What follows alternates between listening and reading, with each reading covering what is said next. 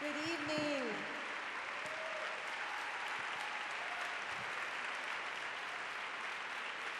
Oh, it's wonderful to see all your beautiful faces here. I am so excited about this tonight.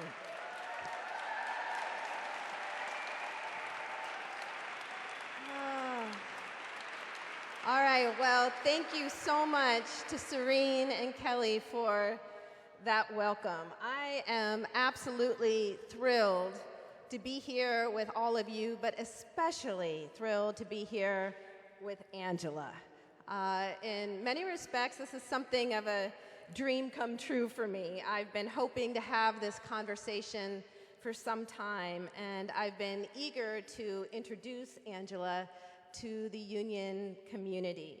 As many of you know, I made a big decision about a year ago to leave the world of law, litigation, and policy advocacy in order to come to a seminary, Union Theological Seminary.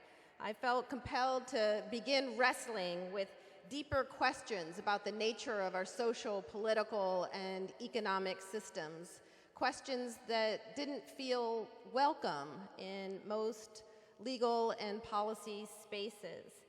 And although I don't really consider myself a Christian, as I'm inspired by and feel connected to many faith traditions, over the years it's become increasingly clear to me that justice questions are fundamentally moral and spiritual in nature.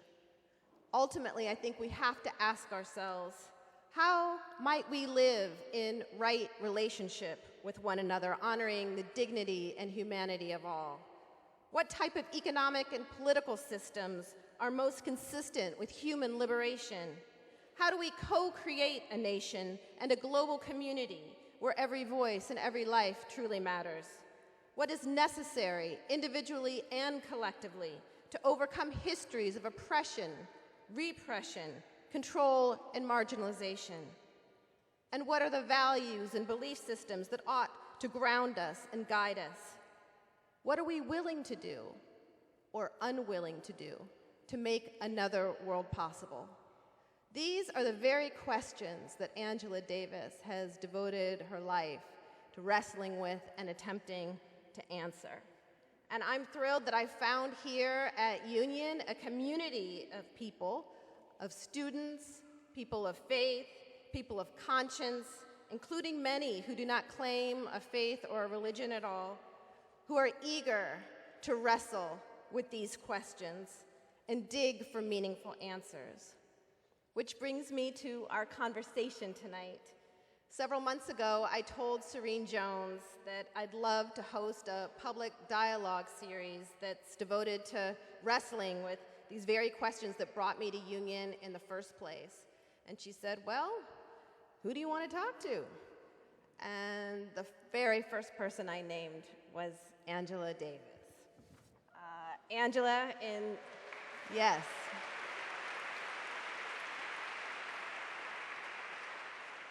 In so many ways, you represent what this dialogue series is all about. You know, we've entitled this series The Spirit of Justice, and your spirit is as bright and as beautiful as it was when you first burst into the public consciousness.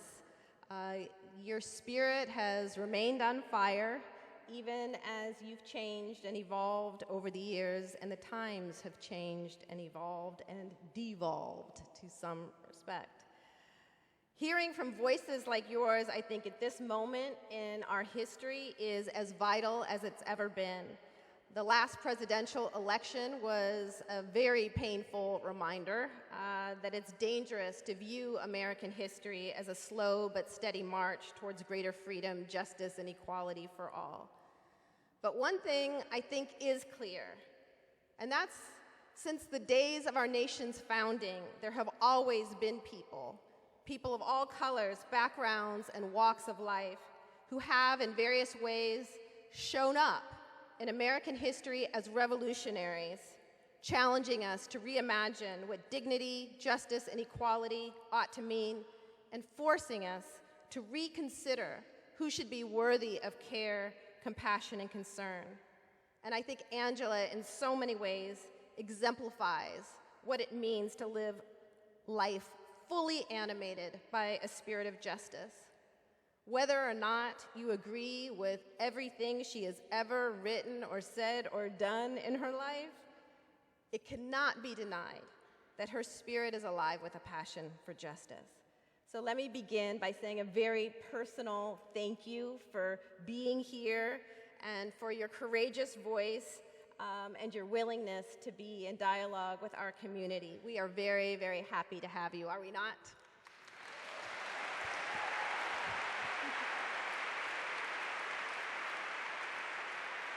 Well, where to begin? I guess it's a bit of a cliche to say that the personal is political, but I really can't help but begin with a personal question. I wonder whether you would be willing to say a few words about your spiritual and religious background. We're in a church, a great big church after all, and you've been invited by a seminary. And I know that there are many seminary students in the audience. Where are you? Yeah. Who are eager to understand their own spiritual journey, their spiritual path in relationship to your life's work. I know you grew up going to church and Sunday school, and that you've had working relationships and friendships with people of all faiths and a range of faith communities. But I wonder how you would describe your spiritual background and whether you see a spiritual dimension to the questions of justice I just described. Well, first of all, Michelle, thank you very much for the invitation, and I'd like to thank Union Theological Institute for sponsoring this event. This was my first opportunity to visit Union, although it has played a major role in my thinking over the years. So thank you very much. And thank all of you for coming out this evening.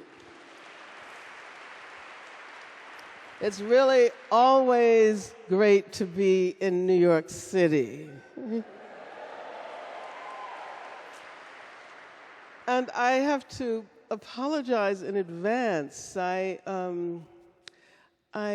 have a cold. I think I'm recovering from it, but my voice sounds very strange to me.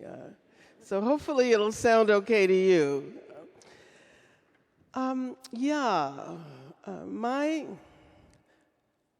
My mother was a Congregationalist. And for those of you who know the United Church of Christ, the Congregational Church eventually became a part of UCC.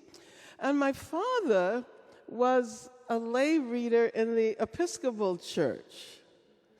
So I can remember as a child being shuttled back and forth, going to the Episcopal Church on some St. Paul's on some Sundays and going to the Congregational Church on others. Eventually, I think that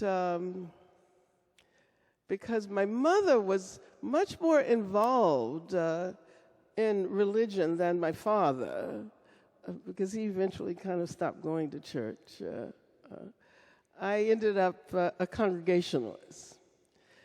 But that's not really that significant by itself. What I remember is the sense of justice. Yes, justice. That was always a part of our experiences there. As a matter of fact, many people have asked me, when did you first become an activist? And I don't really know when I first became an activist. Sometimes I say maybe it was when I was 2 years old or whatever. But I do remember at the age of 11, the First Congregational Church in Birmingham, which was located on Dynamite Hill. Some of you may be familiar with the histories of the the bombings that took place in that neighborhood. At the age of 11, I joined an interracial discussion group that was taking place at the church. Within a very short period of time, the church was burned. And I mention this because many people are under the impression that the 16th Street church bombing, as tragic as it was, claiming the lives of friends of ours, that was not the first time a church had been bombed or burned. It happened all the time. It was a kind of a daily or weekly or monthly occurrence. And so even though for a very long time, when I went home, I had to go to church when my mother was still alive, and I maintained a connection with that church. I came to consider my own spirituality more broadly, and how would I characterize my relationship to spirituality now? That's a complicated question. I mean, I've been practicing yoga for a very long time and meditating for a very long time. And it's only recently that it has become apparent to me that we have to figure out how to collectivize these practices. And what I so appreciate about the leaders of Black Lives Matter, of the network, Patrice and Alicia, whom I know best, is that insistence on acknowledging the spiritual connection and always cultivating that spiritual unity. And I think that is a major challenge of this period, particularly given the fact that we here in the United States of America have been very much influenced by the notion that the U.S. is exceptional and that somehow this is the best place in the world. And, you know, I'm not even going to talk about the current president. You know, but even Obama liked to talk about American exceptionalism. And I think that that is a major challenge today, and that we have to figure out how to produce relationships that go beyond the boundaries of space, and relationships that exceed the temporalities that we're accustomed to working with.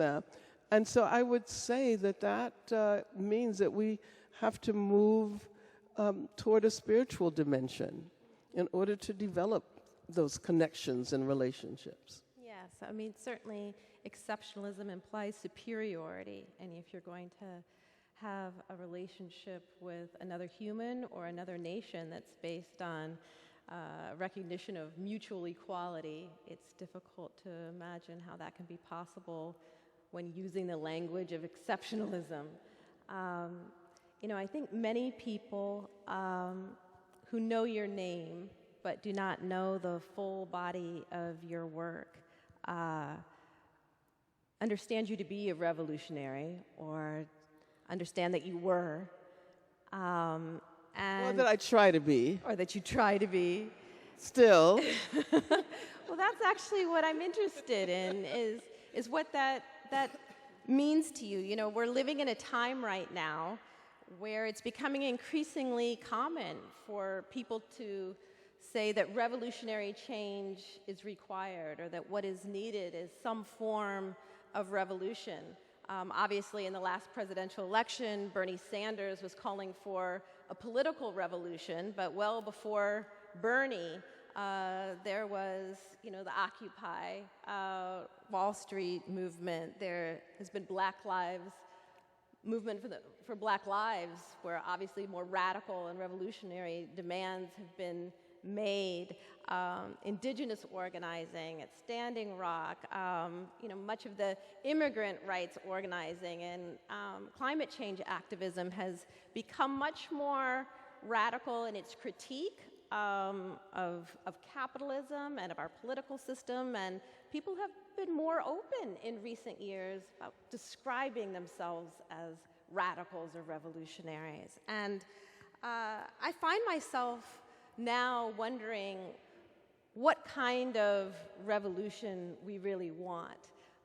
There was a time when I was a liberal reformer and imagined that we could tinker with the criminal justice machine and get it right if only we filed more lawsuits or lobbied the right elected officials, that there was a way somehow to fix this system. And I myself now no longer hold that view and understand that it's impossible to reimagine our justice system without also facing the challenge of global capitalism and the way it generates disposable people and disposable communities. But what does it mean to say we want a revolution today? And in our class today that I co-taught with Andrea White and Kelly Brown Douglas, we talked about Jesus as a revolutionary and different models and understandings of what it means to be a revolutionary today. I'd like to show a quick video clip of you responding to the question of what it means to be a revolutionary back in 1970.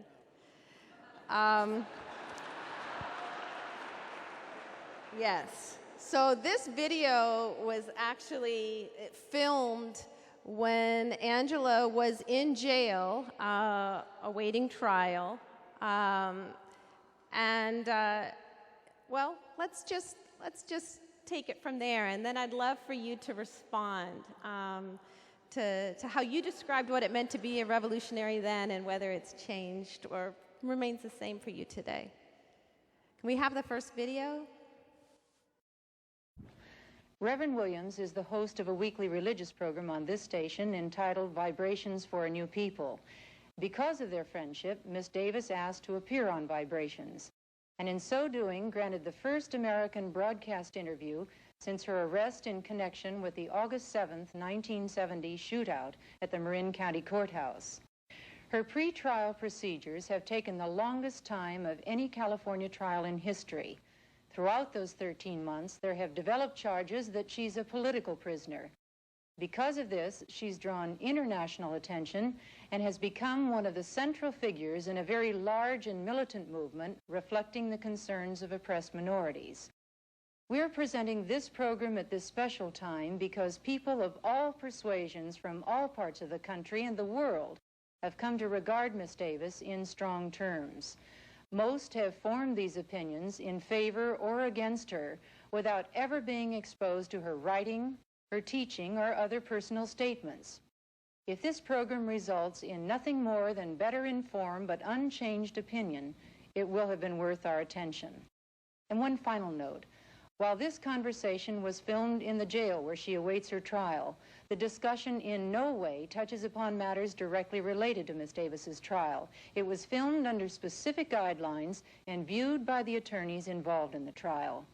This represents further programming in connection with the various aspects of Angela Davis's involvement in the controversial militant minority movement.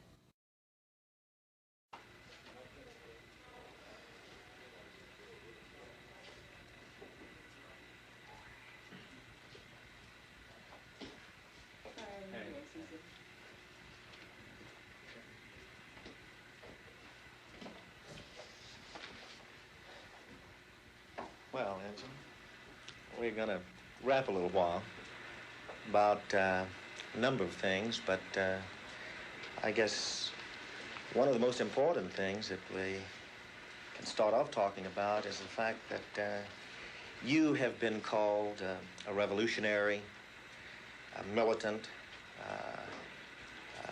Much of the media has pictured you this way.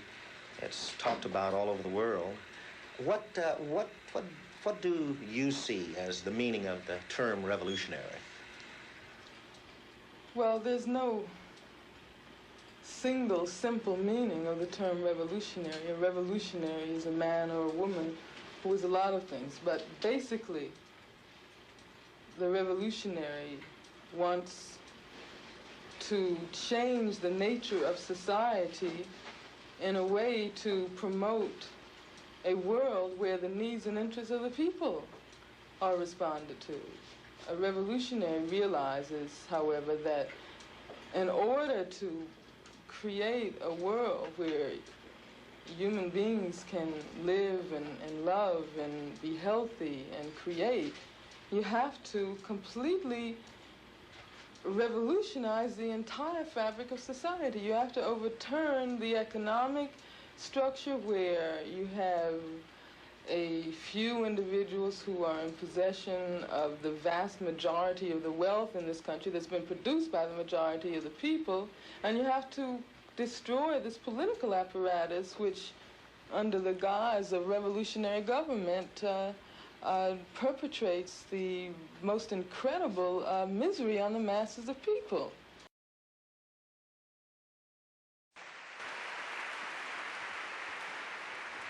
Sounds like a pretty good definition to me.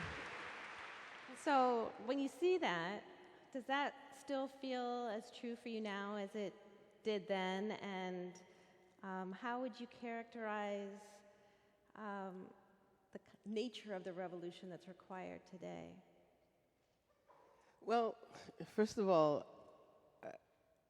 I don't know whether I've ever seen this. But did you recognize Reverend Cecil Williams? Okay. He came into... well, let me tell you a little bit about my relationship with Cecil. After I was fired from my position at UCLA in 1969 for being a member of the Communist Party, he invited me to speak at Glide Memorial. And he did this long introduction in which he maintained that Jesus was a communist. And of course, he talked about, the throwing the moneylenders out of the temple and so forth. So yeah, that was Cecil Williams, who is an amazing activist and has made countless contributions, particularly in the Bay Area where I live and where he continues to live and work. Yeah, I think I pretty much agree with what I said. And I mean, as a matter of fact, I think probably it is even more true today than it was then, when you consider that 8 billionaires own and control the same amount of wealth as 50% of the population. That is obscene. And I don't even know whether at that time we could have imagined the extent to which capitalism would invade lives and countries and societies and dreams. And so in a sense, I think it might be possible to argue that we need a revolution today even more than we did at that time.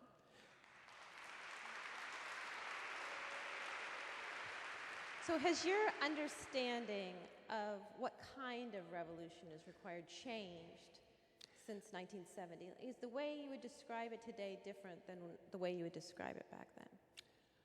Yeah. It would be different. It would not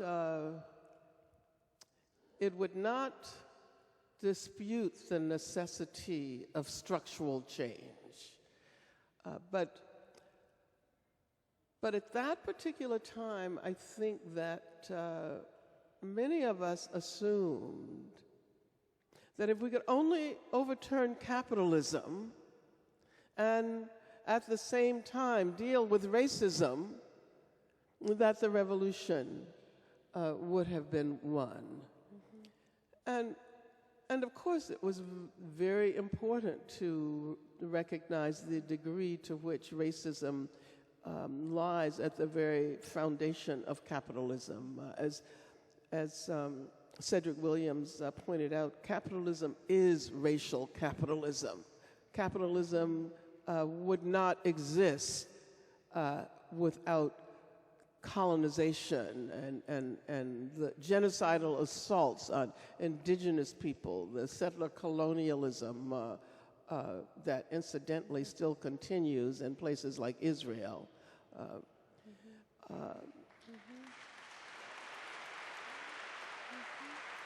But I think there was a lot more that we were missing. And not that we could have understood the complexity of change in the way we understand it now. This is what's really exciting about trying to be a revolutionary activist. I always say I try to be revolutionary. You know, I would never presume to point to myself as a revolution. But I try. What I find exciting is the fact that so many things change over time. We learn so much more as a result of trying to theorize and imagine the possibility of change that would be economic and that would also involve racial justice and equality. We began to recognize that there are other issues. What about gender?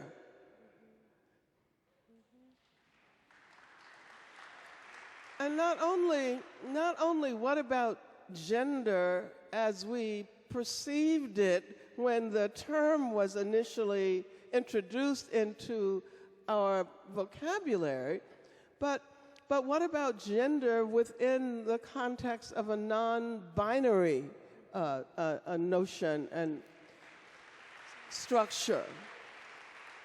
But I often, and you probably know this, I often use the example of the ways in which the activism of trans prisoners completely revolutionized the way we thought about the prison industrial complex and the work that the institution of the prison does. It not only accomplishes the whole process of incarceration, and it's not only about catching the detritus of society are produced by global capitalism, but it's also about the ideological work that it does, how it makes us think about our relations to each other. And certainly the institution of the prison is an ideological apparatus. It promotes the ideology of gender with which we work. So there are things that are only possible to learn in the course of activist struggle. And I always like to use St. Clair Drake's notion of what he called the epistemology of praxis.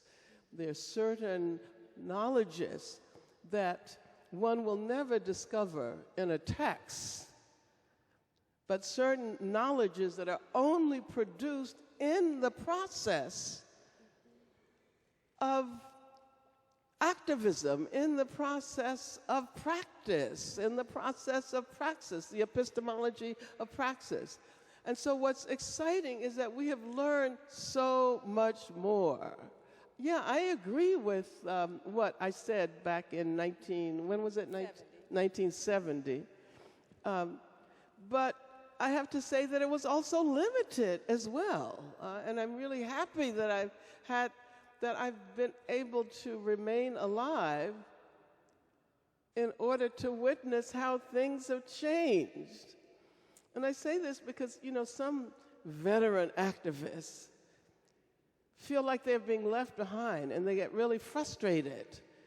And they want the movement to remain where it was when they were considered the leaders. And I'm just so happy that there are generations and generations standing on our shoulders, and they have accomplished so much more than we could have ever imagined. You know, speaking of what's possible to imagine and what's not, I was struck in reading your book, Are Prisons Obsolete?, how you begin in the introduction reflecting on the fact that even though you were doing anti-prison work and challenging the prison system when you were a member participating and supporting the Black Panther Party and beyond, that you did not ever dream or fathom the possibility that, you know, from your jail cell in 1970, that our prison population would quintuple in the next couple of decades. That it was just absolutely unfathomable. But in looking at your clips, your video clips, I realized you did have some sense that something was brewing, that something was coming. And so let's take a look at the next two clips. Are there more clips? Oh, yeah. There's a couple more. You didn't warn me. There's going to be a couple more. The next two clips. The first one basically states the thesis of the new Jim Crow, like 40 years ago. And then the second one talks about what is likely if we don't raise our voices and get serious about what the prison system represents for our society. So can we take a look at the next two clips? I wonder, do you really see this as a means of committing a contrived, engaging in a contrived effort on the part of those who make the decisions of eliminating black people? Is this a form of suppression also? To make sure, in other words, that black people are railroaded into prisons, into jail? In the whole history of the United States, the impact of racism has been to attempt to contain black people, has been to attempt to stifle the desires towards liberation.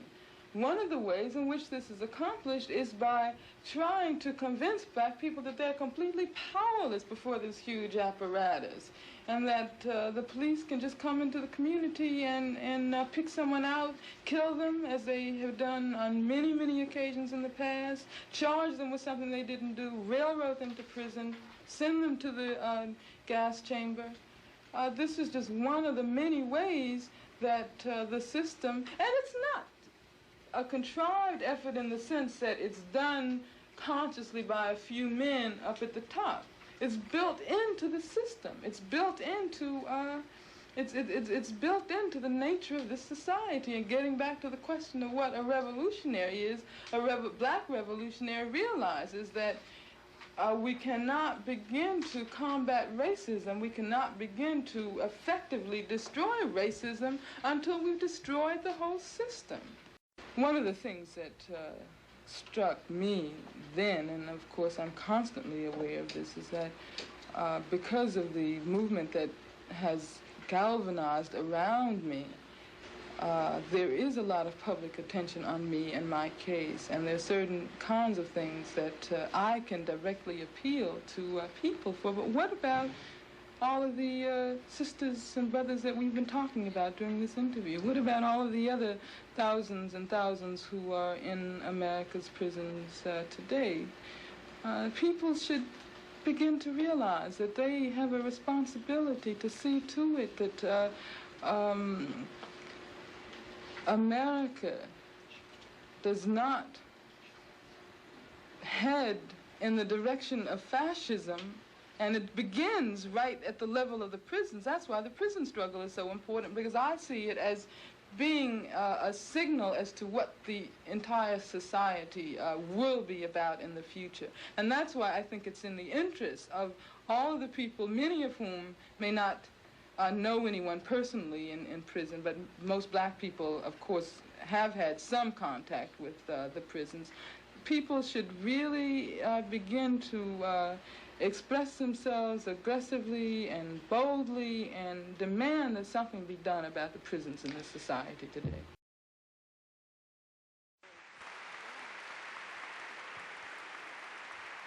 So that was back in 1970, you know, and when I really sit with that reality, that you and others were calling on us, Americans, to focus on the prison system, because what was happening then was a signal of where our society was headed.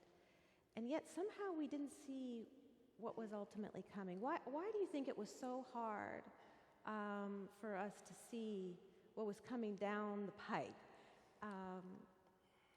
What was the nature of that blind spot?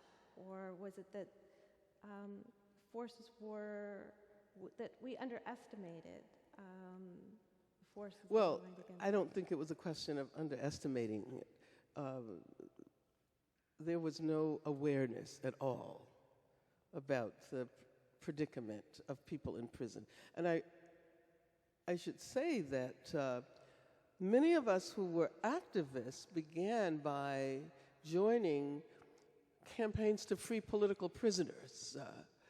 We were involved in campaigns to free members of the Black Panther Party, the Soledad Brothers.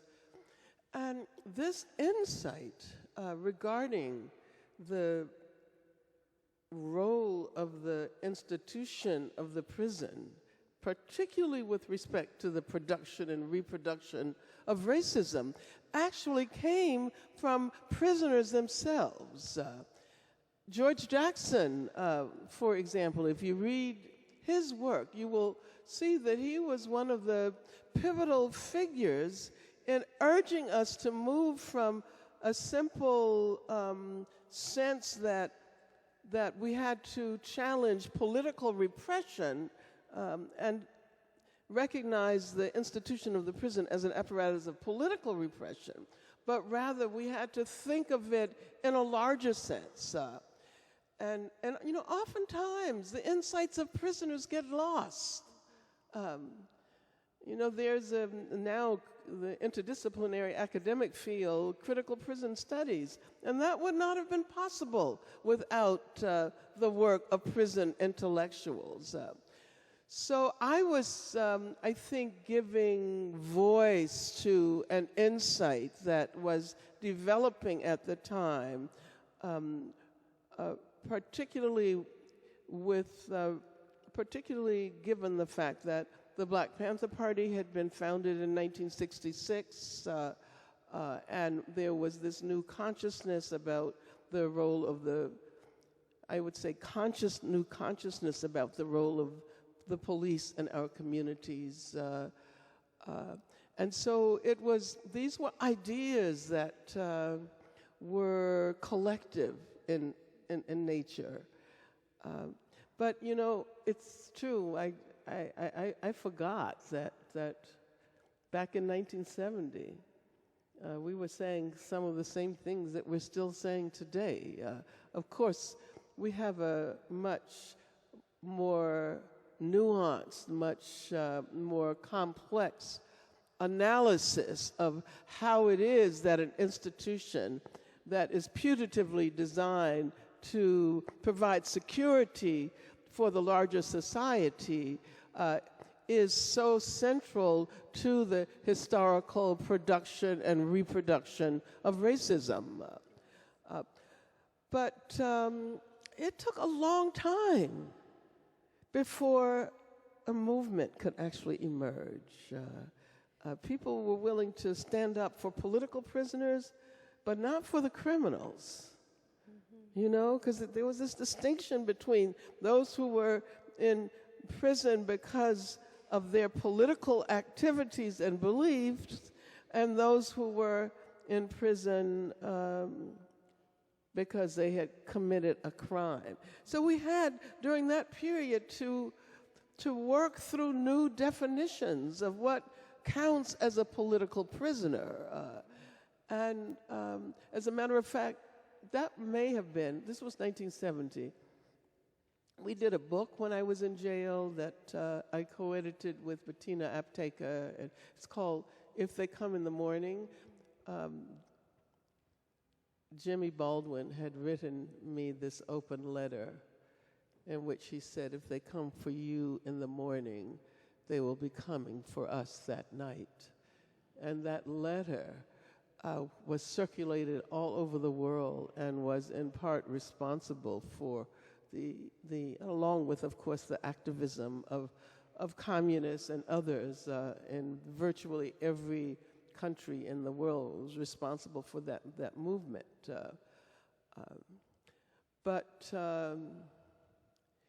Yeah, it was difficult to persuade people.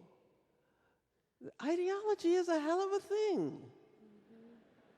And I can remember talking to people sometimes who had relatives in prison, but they were afraid to associate themselves with a campaign that seemed to support in some way people who had been declared criminals by the society.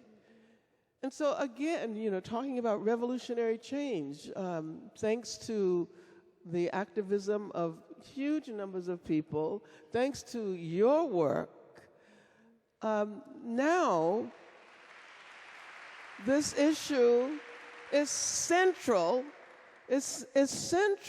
to our sense of possible democratic futures in this country. You cannot talk about democracy in the U.S. without talking about what has happened within the prison system. The prison, what we came to call the prison industrial complex, because we wanted people to recognize that it's also very much connected to global capitalism. It's very much connected to the fact that, and this is what we didn't see in the 70s. We didn't predict the explosiveness of global capitalism. We thought we had seen capitalism. We thought we knew what capitalism was. But then during the 1980s, when corporations, and this is when the guy who calls himself president made all of his money, by the way. When corporations began to move towards other parts of the world where labor forces were cheaper, and thus this deindustrialization process in this country, which left people without work, without jobs, and at the same time, we begin to see the deterioration of social services. The public good no longer makes any sense. Education begins to be privatized. Healthcare begins to be privatized. And so the very same conditions, and this is a connection that I think we have to constantly point out, the very same conditions which led to massive immigration and led huge numbers of people from those countries that were being exploited by the corporations that moved to take advantage of low wages there, the very same conditions created a situation where people with no work, no possibility of work, no way to get an education, get produced as you were saying, a surplus population, and you have to figure out what to do with them. And at the same time, the prison industry is developing so that if you can profit by taking advantage of the economic racism, the last hired are always the first fired, huge numbers of people of color without work and turning to surplus turning to underground economies, right? And so, that's where the drug issue and other issues come in. So it's, yeah. One question I have, or one thought I have, is that, as capitalism has changed and evolved since 1970 in ways that were impossible to predict, and as racism continues to morph and adapt in new forms, in ways large and small, not just from slavery to Jim Crow to the ghetto to mass incarceration or mass criminalization, but in ways that are smaller. I wonder, is it necessary for us to think even more deeply? And I have to say, I think the movement for Black Lives is an example of that kind of deep thinking about how the nature of our activism must evolve and adapt as well to the times.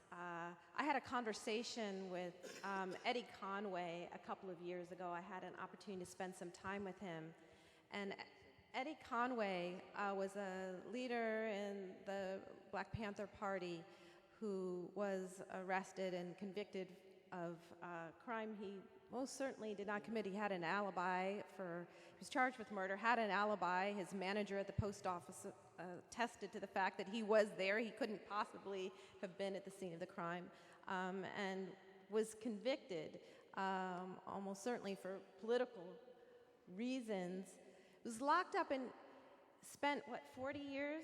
40 years. 40 years in prison. And so he mentioned to me that when he was on his way home from prison, after having spent 40 years locked up on account of his political commitment and his work with the Black Panther Party, on his way home, and the freeway or the bridge that he's on is being shut down by Black Lives Matter activists. And he's just overcome with emotion that, my God, I went in 40 years ago over police violence, protesting police violence. And now the road is being shut down. I can't even get home because another generation of activists are fighting over the exact same thing. 40 years of my life have gone by.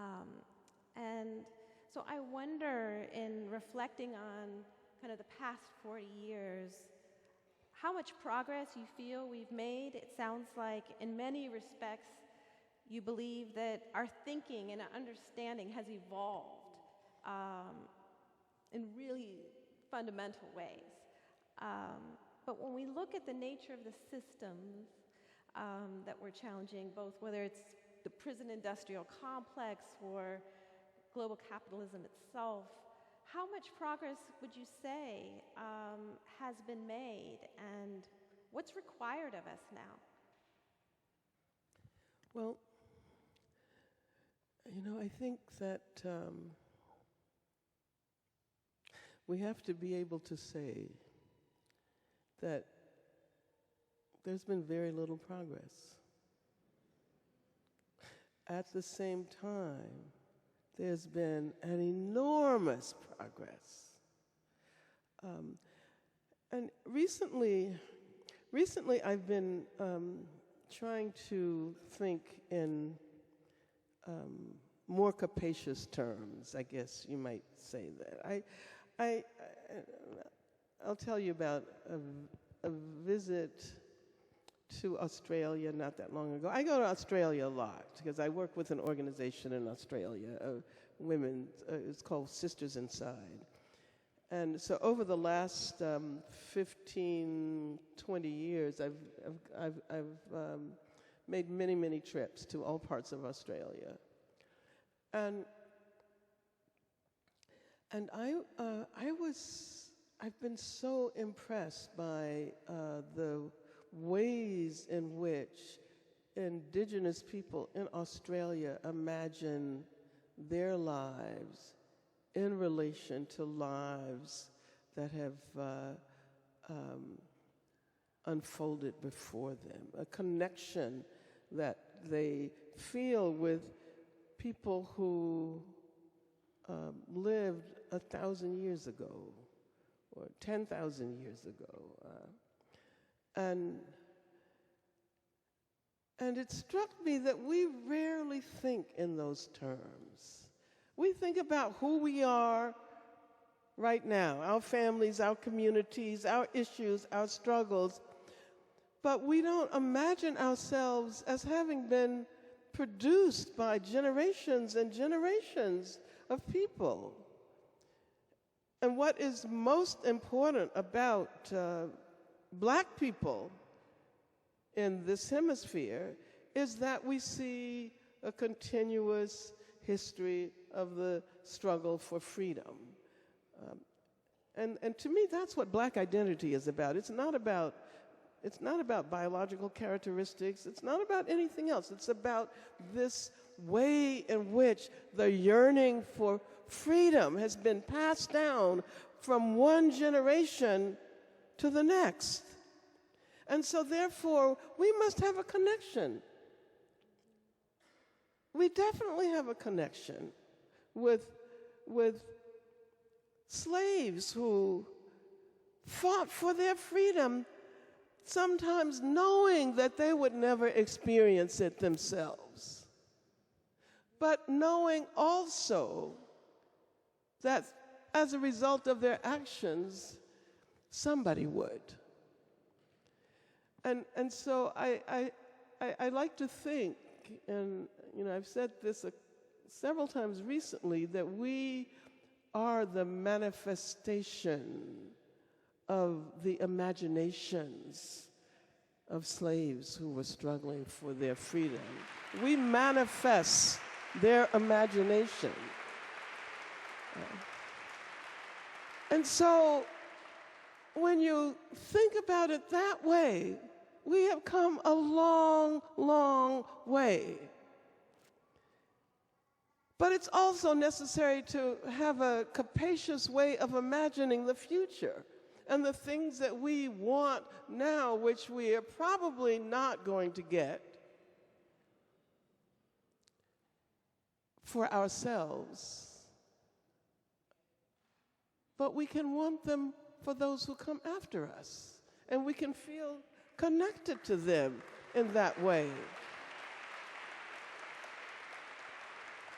And so I think the best thing that one can do is contribute to that continuum, to guarantee that we do the work right here, right now, that is necessary to produce yet another generation of activists. You see, many people thought that when the Ferguson protests happened, that it was the spontaneous protest. And I'm not in any way trying to belittle the courage of those in Ferguson who refused to say no and refused to go home. We came back every day helping to allow us to imagine a new era of struggle. But this era of struggle is predicated on the fact that many people were activists and did radical work when nobody else was listening. But some were.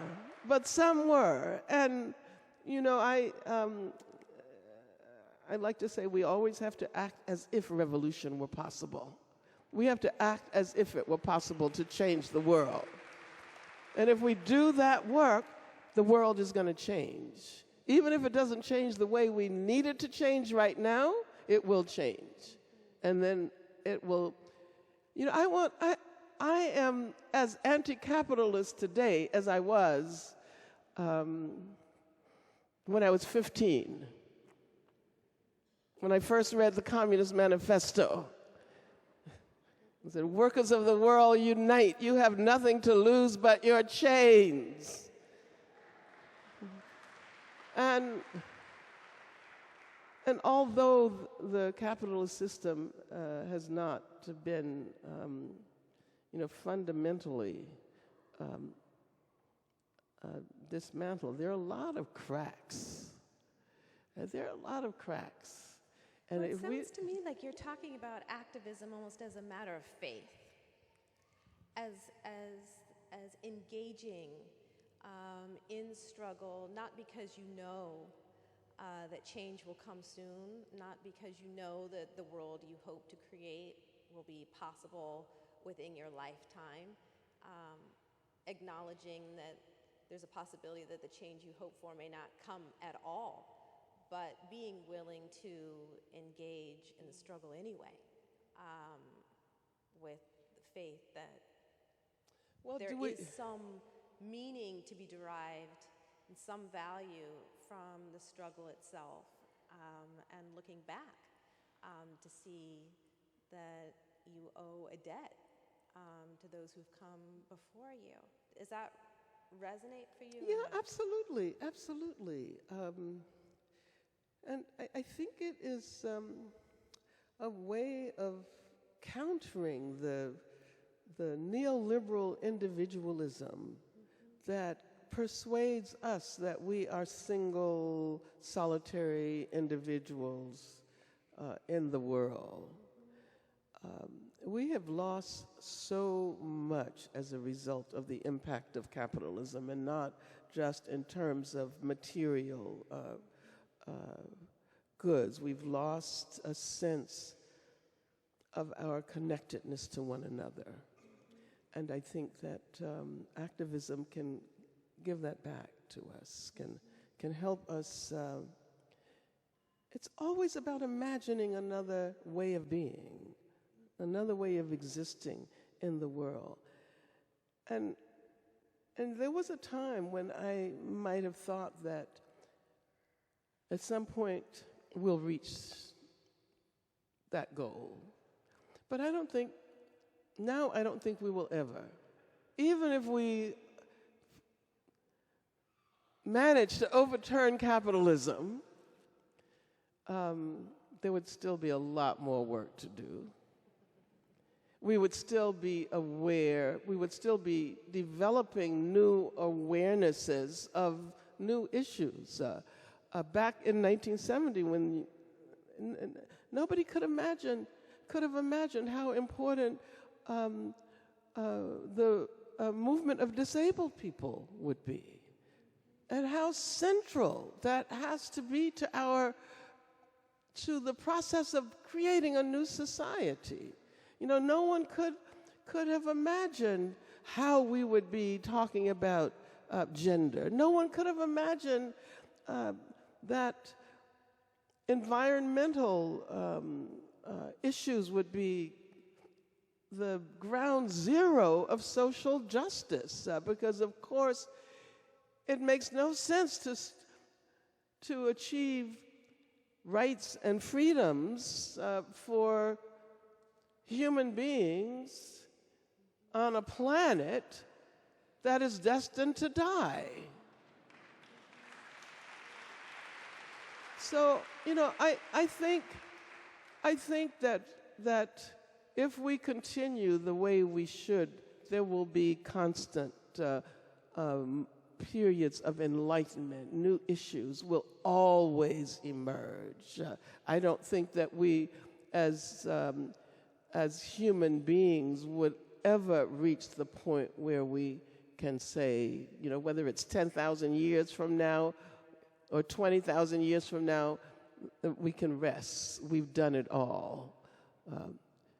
And I think that's what's so exciting about trying to be a revolutionary. Yeah, it's about how we show up in this world in the limited time we have. Yeah, well, And a willingness to accept the new, to recognize that there are always going to be new issues, and you're going to be challenged yourself, and that your old ways of thinking have to be questioned. So it's a constant questioning. That's what, you know, critical thinking is supposed to be, I suppose. But most of us aren't really good critical thinkers. Well, I'm getting the sign that it's time for me to turn it over to the rest of you, and I can't monopolize all of your time. Well, what we're going to do is allow a couple of union students to ask the first two questions. And so I'd like to give an opportunity for Joseph, wherever you are. Joseph, there you are, Joseph Leduc, to ask her first question. Do you have a microphone, or does someone need to come to you? I got it. I think it's working. Okay. I appreciate you very much for your presence and perspective. We just read your book, Are Prisons Obsolete? And in that book, you say that the work of abolition is not just about prisons as isolated institutions, but also all of the social relations that make the permanence of the prison possible. So I interpret this as expanding the definition of abolition to encompass not only prisons as physical places, but also prisons as a social paradigm for organizing society. I think that that's what you mean when you're talking about it as an ideological apparatus. So how does this expanded definition of abolition, how does that change the way that scholars and activists should think about the work of abolition?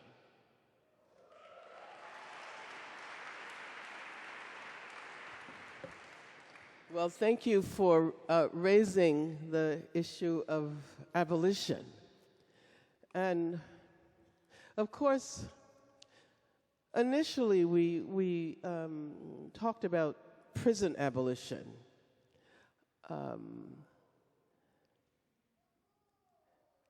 And using the paradigm of anti-slavery abolition, we began to recognize that we could not simply focus on getting rid of the institution of the prison, because if one looks at the so-called abolition of slavery, slavery was abolished, yes, but it was not really abolished.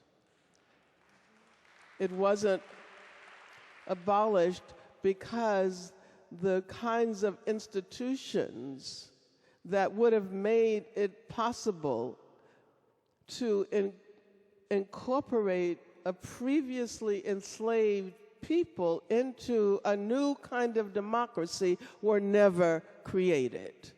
And I'm not saying that the democracy would be the same as it is today. We make a mistake when we assume that it's only about assimilation, only about inclusion, only about diversity. You know, who wants to be assimilated into a racist society, a society that tries to deal with racism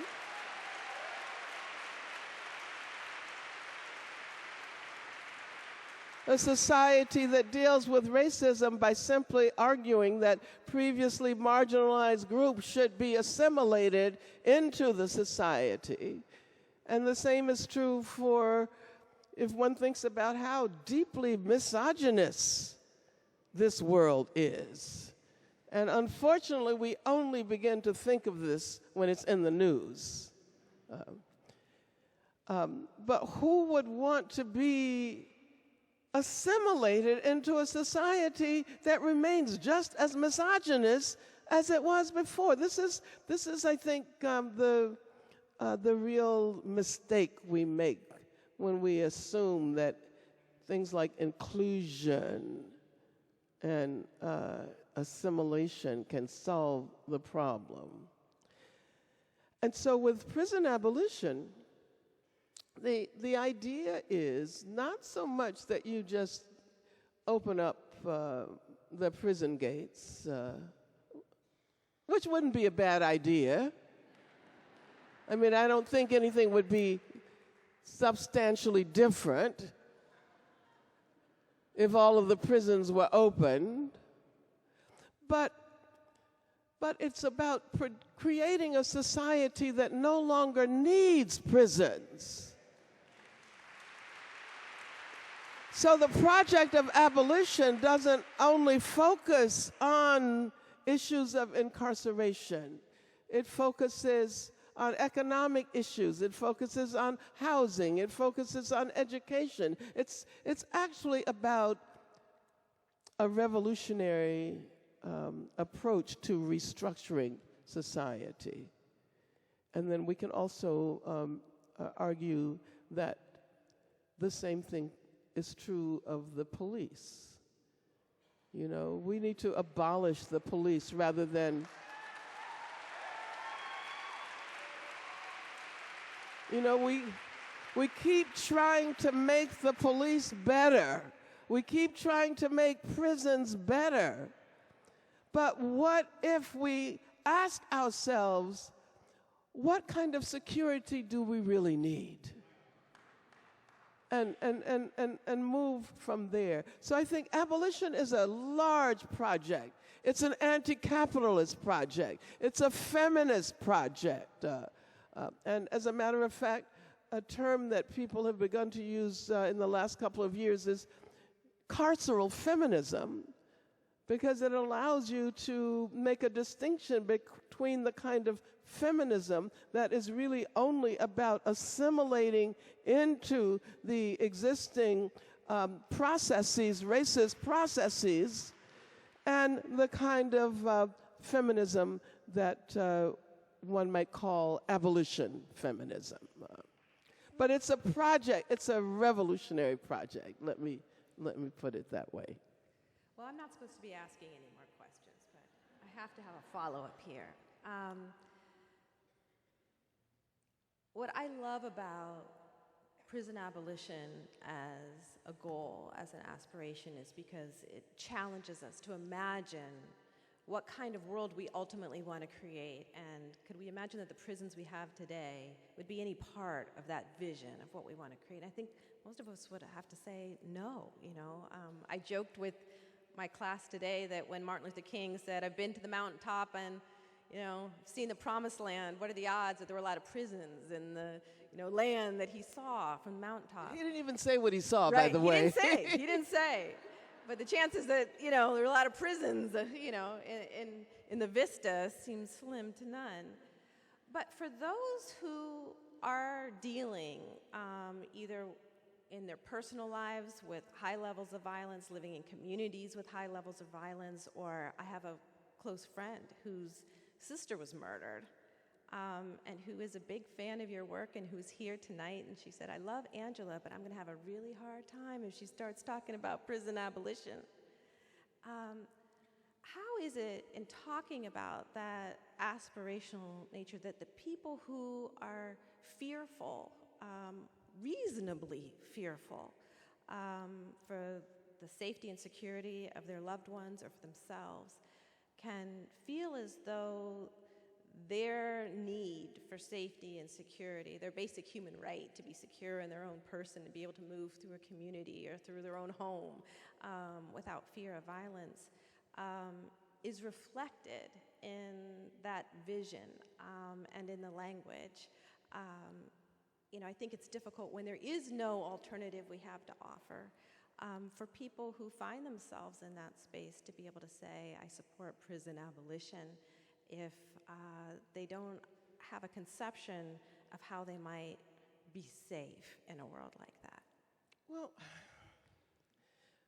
I think that we have failed to create conversations about the meaning of justice. And therefore, it becomes really difficult to imagine justice that isn't retributive. And you know, I remember many years ago, a very, very close friend of mine was killed. And I went to the trial of the man who killed her. And I realized that I wanted him to die. But at the same time, I knew that I was opposed to the death penalty. And so in struggling with that conflict between my personal feelings and what I knew was right, I think I finally reached the conclusion that if I for 1 second said that I wanted to kill this man, then I would be giving up. I would be violating my whole idea of what it means to create a society in which we don't rely on these barbaric forms of punishment.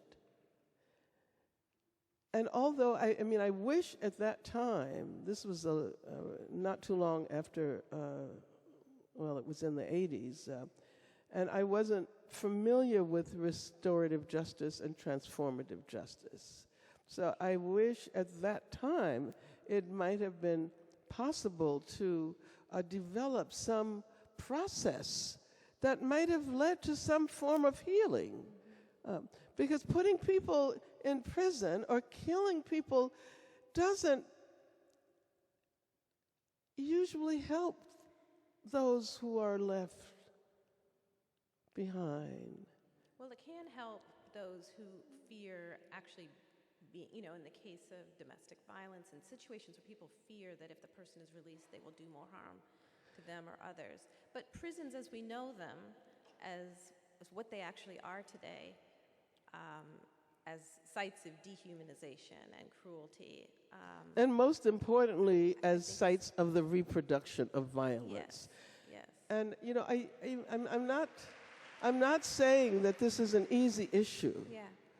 But to simply imprison someone who is a perpetrator of violence is going to, in the final analysis, lead to more violence. And I don't know whether we as a society have come to grips with that.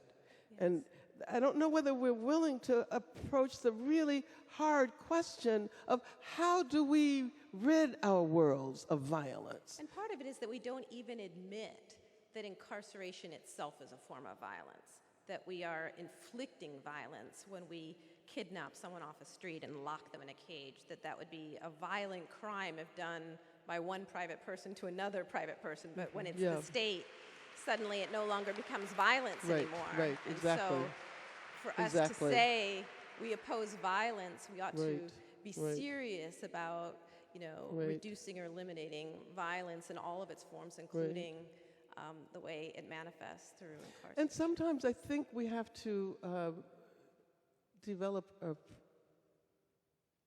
a perspective that, and I know this is hard to say, that is not simply based on what I feel emotionally I need right now.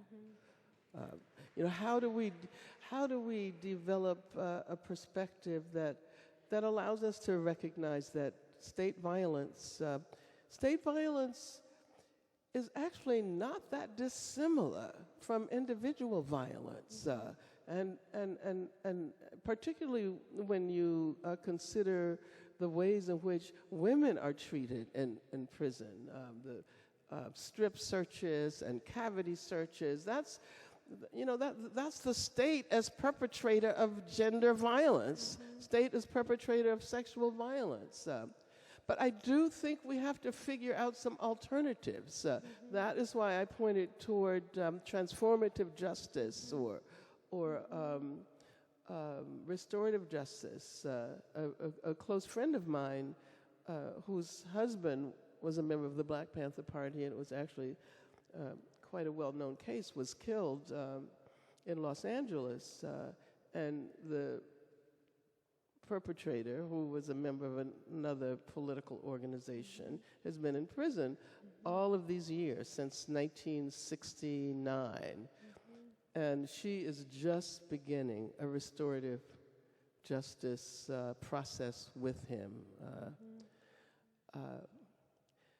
It's about creating new relationships. I can't say anything about this particular individual, but I do know if we assume that every time someone harms me, that I will harm that person in return using the apparatus of the state, we can be guaranteed that we will have a future of infinite violence, And the question we have to ask is, what can we do now that would begin to change society? I like Faye Honey Knopp. Have you read her work? Faye Honey Knopp. She was a Quaker, and she was the person in the 70s who helped to develop an approach to prison abolition.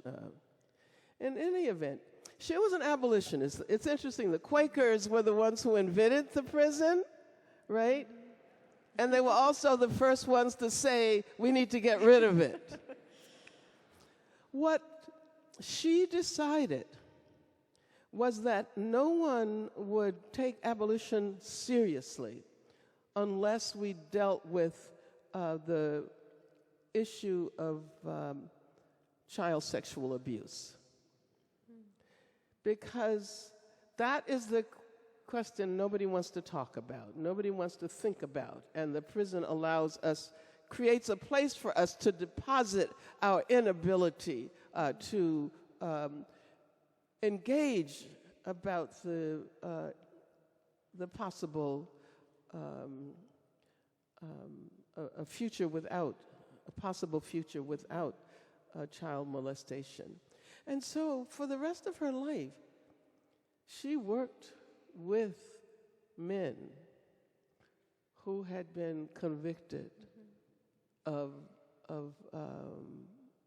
molestation, child molestation, because she was convinced that somehow they held the answer. And there are organizations today, Generation 5, creative narratives, and where people who have been abused are working together with abusers to figure out a way to get rid of this terrible violence.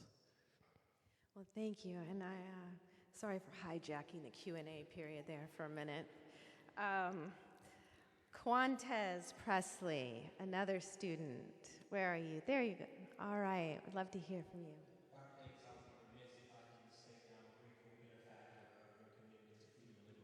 So thank you, first of all. To my question, in your book, Are Prisons Obsolete?, you mentioned that despite white abolitionists' passionate opposition to slavery, quote, even white abolitionists found it difficult to imagine black people as equals, end quote. Moreover, Gary Dorian, in his book, The New Abolition, W.B. Du Bois and the Black Social Gospel, he writes about how the inclusion of white allies in the founding of the NAACP caused more uncompromising voices like Ida B. Wells to be marginalized. It could also be argued that Obama's loyalty to white allies prevented him from promoting black-specific policy initiatives. So considering these realities, I'm going to ask my question in 4 ways, and you can approach it how you choose to. Considering these realities, what are the potential dangers, pitfalls, and/or limitations of white allyship in black freedom movements? Are white allies necessary for black liberation, or do white allies weigh down the pursuit of black freedom?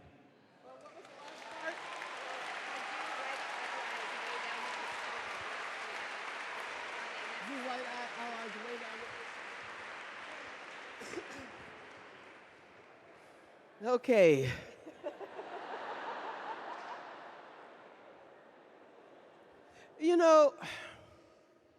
I appreciate your posing the question.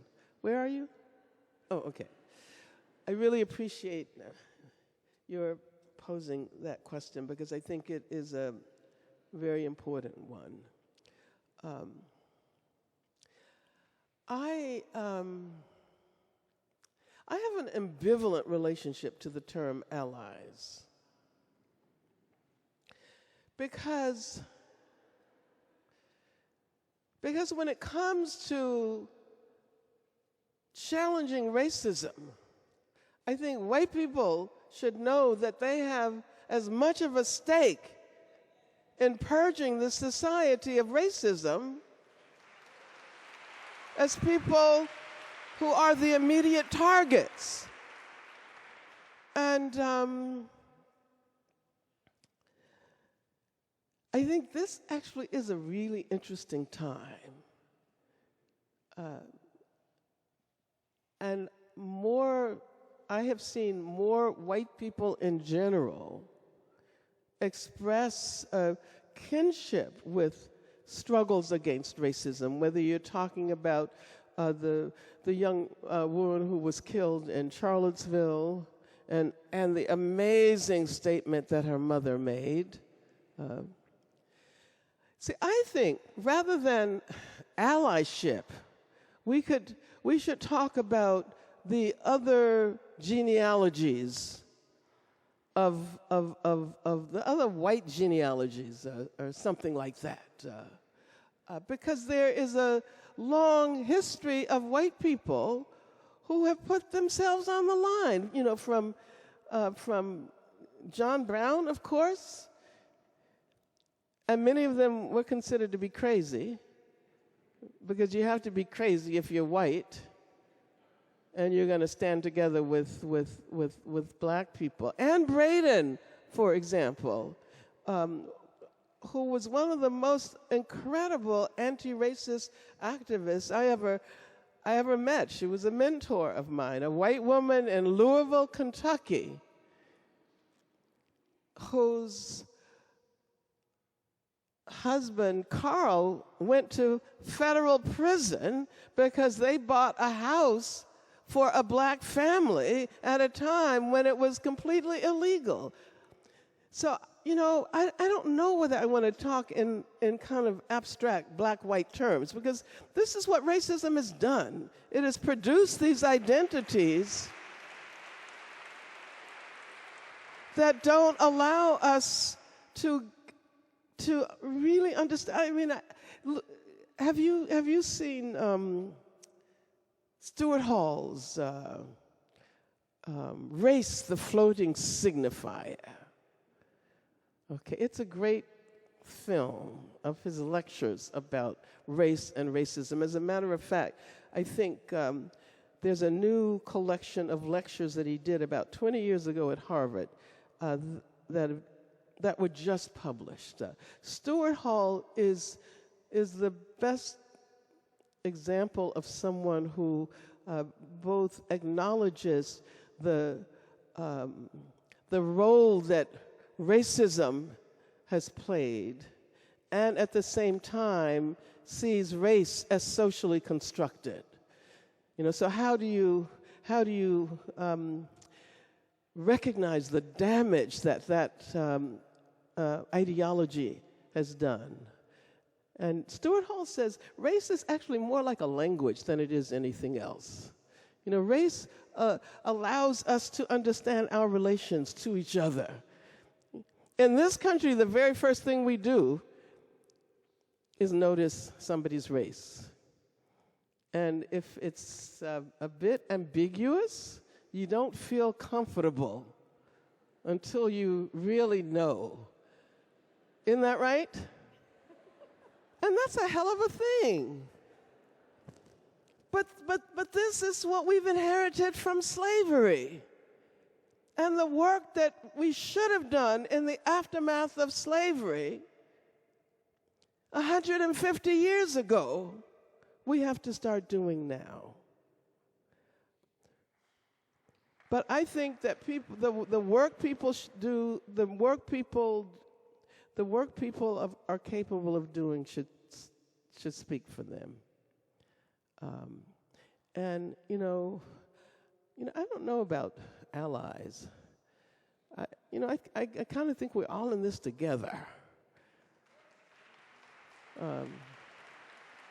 But at the same time, I respect the reason why we tend to use that term, because oftentimes white people get involved and they want to take over. You know, they get involved and they bring the very same racism which they presume that they are challenging, you know, into the campaign against racism. So, yeah, I guess that's the way I would put it. Thank you. Thank you. All right, the next two questions, we have asked a couple of folks who have been directly impacted by the prison system to share their questions. First, Michelle Jones here. Where are you, Michelle? There you are. Miss Alexander, Miss Davis. Well, let's give Michelle Jones. Yes, Michelle Jones. Thank you. Thank you. Oh my God. I'll remember that forever. So, my question. The carceral state is an entrenched, tentacled tool of the U.S. empire. How do we, the post-incarcerated, effectively counter the extension of the carceral state into every facet of our lives? I'm speaking about the social and legal collateral consequences of criminal convictions. What techniques and strategies do we need to employ to really move from unfreedom to freedom for ourselves right now in this moment and for all of the thousands and thousands of people who are going to come behind?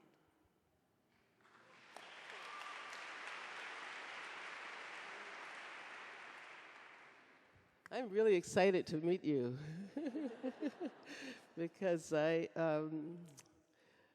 actually giving a talk at a symposium up in Boston at Wellesley tomorrow, and I talk about your case at the beginning of my paper. So.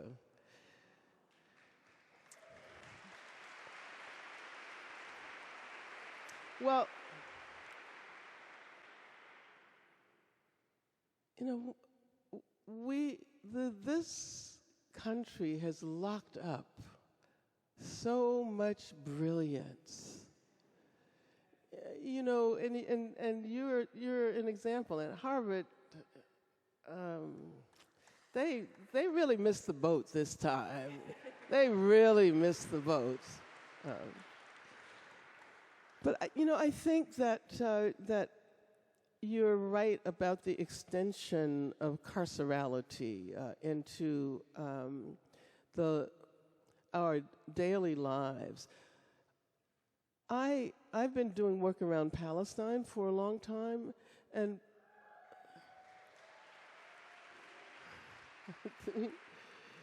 and Palestine really teaches us the dangers of the kinds of reforms that allow that kind of carcerality to proliferate.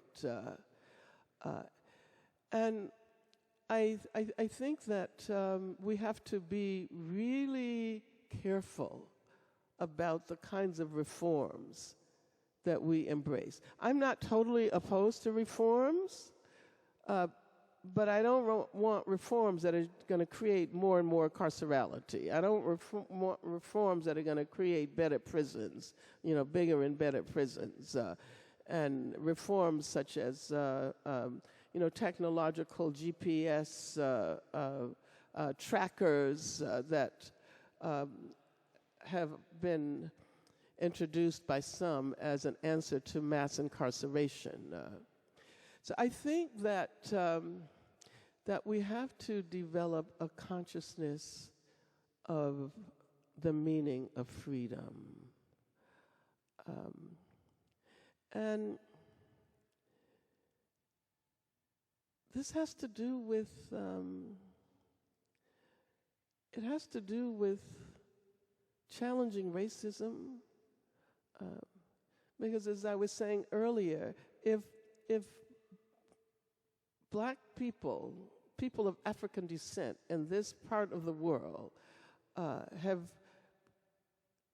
brought anything at all, it's a sense of the need to continue to struggle for democracy.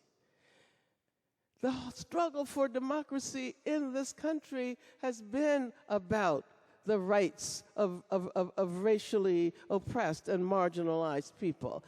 And it's so funny that it is often, we're often referred to as special interests, right? Or identity struggles. Is that what they say? Identity. If it's like black struggles, or if it's LGBTQ struggles, or it's all about identity issues.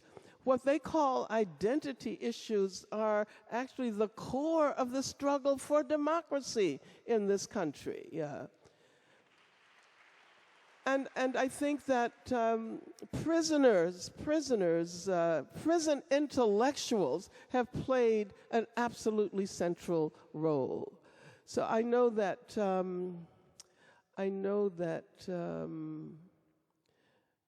I felt so uplifted during some of the Beyond the Bars conferences. Have any of you been to Beyond the Bars conferences?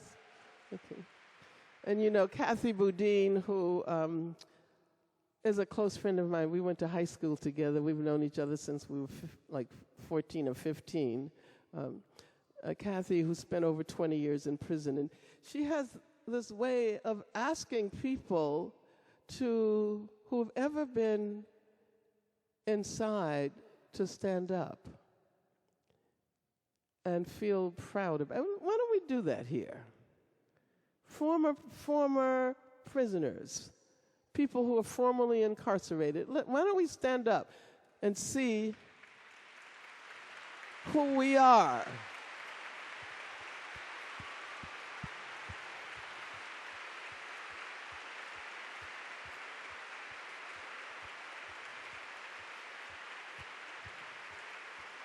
You know, thank you. You know, and I guess I would say that when those who have suffered most, those who have been those who have been the target of multiple forms of violence and oppression, when they stand up, everyone stands up.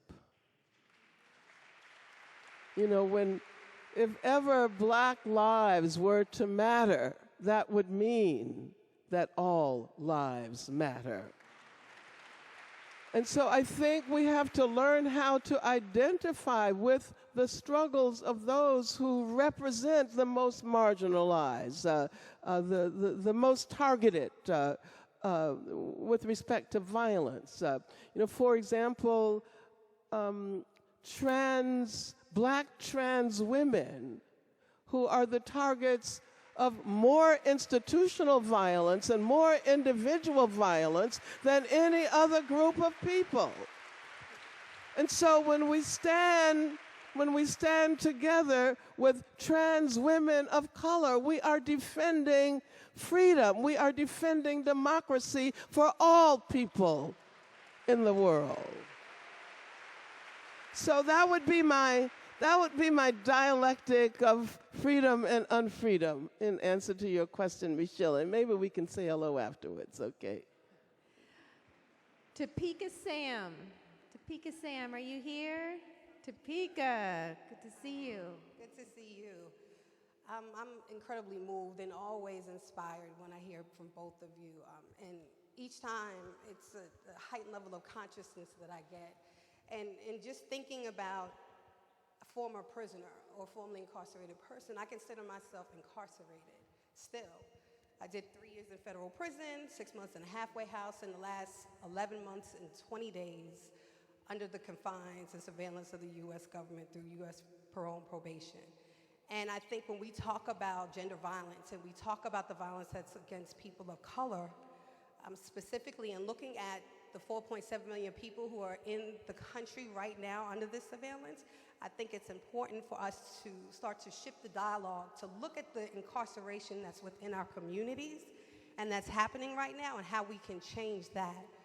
But when I also think about the women and the sisters and the work that we do and the work behind, and looking at you up there from 1970, and thinking about the 20,000 women or so that were in prison then and the 220,000 women that are in prison now, what are the strategies that you would guide us to use in order to decarcerate and eventually abolish prisons, specifically for women? Specifically for? Women. For women. Well, you know, there's a radical criminologist by the name of Pat Carlin who, some years ago, had this idea, and she's British. She had this idea that first, women's prisons should be abolished. And in abolishing women's imprisonment, it would be possible then to approach the larger question. You know, it's often assumed that women don't really matter because even though there are 200,000 women in prison, it's relatively small compared to the, more than, 2.5 million people. And I, I remember when I was in jail myself, and I had been doing all of this prison work, but it had never occurred to us to talk about women in prison. So that was like a really enlightening experience. And I often say that, I wasn't in jail that long, but that it was a real gift that I was able to have that experience so that I could continue to do the work that I do. But I think that we need to broaden the campaign around women in prison.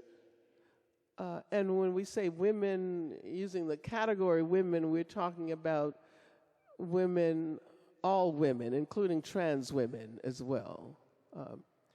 And that we need to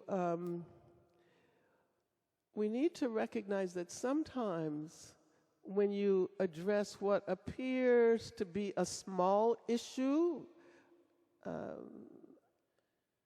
a relatively marginal issue, that as a matter of fact, it sheds new light on the entire issue of mass incarceration and the prison industrial complex. So one of the things that we've learned by looking very specifically at women's experiences is about the connection between state violence and intimate violence, state violence and individual violence, which is, I think, one of the hallmarks of what you might call intersectional feminism, that there is a link between violence that is perpetrated by the state and violence that is perpetrated at the level of individuals. And that insight, which actually came from women prisoners who pointed out that the experience of imprisonment brings back memories of having been abused by partners, having been the target of intimate abuse. And so this allows us to develop a whole theoretical approach about the connections and the continuum between state violence and individual violence. So I think that we need to bring these issues to light. We need men to work around women's imprisonment, not just women. Women do all the work. Women do all the work. And women have been the prison activists. You go to any prison on visiting day, whether it's a male prison or a women's prison, and who will you see in the visiting room? Who will you see? Almost all women. So it's about time that the brothers started taking up some of the slack. And Thank you so much, Angela. I'm getting signs waving over here saying that we need to wrap up. But I absolutely want to say on behalf of everyone here, what an incredible gift it has been to be able to spend this time with you, and just grateful for your voice and for the way in which you've modeled for all of us what it means to live with a spirit of justice, in your soul. So thank you so much for being here and for sharing your wisdom with us tonight. Thank you. And thank you.